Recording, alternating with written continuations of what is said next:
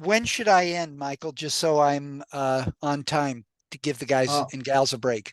sure. We're slated to end at 7:15. This is our Okay. last lecture of the day. Oh, gosh. Well, 2 or 3 hours, that would be fine. Just kidding.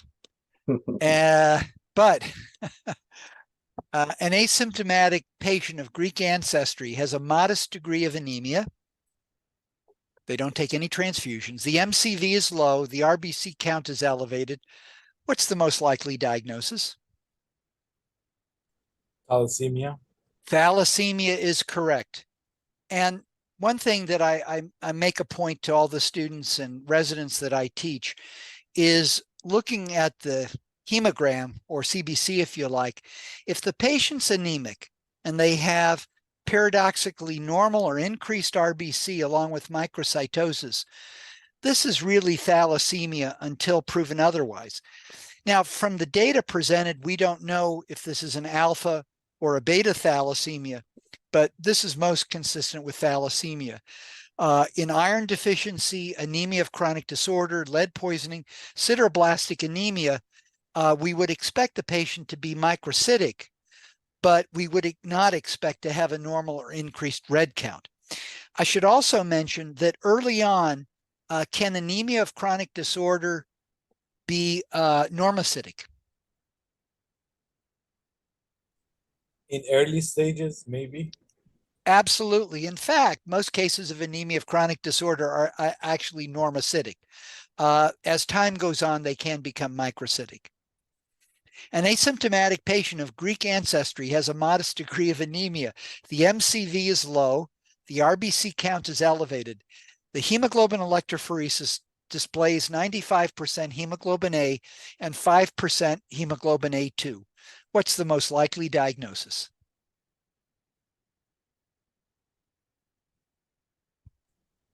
D. Sandeep said alpha thal. Not quite. D. A D? Yes. Trade. Okay, if you had D as in dog, beta zero, you would have no alpha chains. Sorry, you'd have no beta chains. Okay. So that's a very severe. It is A, right? A is an apple. Yeah, this is beta thal. So here, luckily, we don't have any hemoglobinopathies. Remember, thalassemia is not a mutation in the sequence of the beta chain. It's the amount of the beta chain that is abnormal, or the amount of the alpha chain that's abnormal for that matter. And here, the elevated A2 is our marker that we're dealing with beta thal. Now, if maybe I shouldn't say too much because we're gonna come to this shortly. But a note about hereditary persistence of fetal hemoglobin. These are individuals that usually have 10 to sometimes 45% hemoglobin F.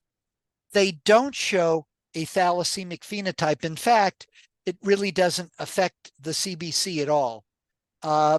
Where hereditary persistence of fetal hemoglobin comes in clinically is in a patient that has this hereditary persistence of fetal hemoglobin in a heterozygous state with hemoglobin S, and we'll touch on that. I don't want to get too far ahead of my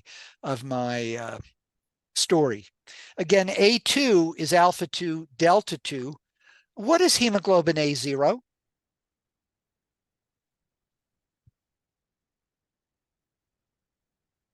It's hemoglobin A that is not modified by a glucose or other sugar. So you've got hemoglobin A0, you got hemoglobin A1, and you've got hemoglobin A2. Now, hemoglobin A1, do we usually measure that to assess long-term glycemic control in diabetes?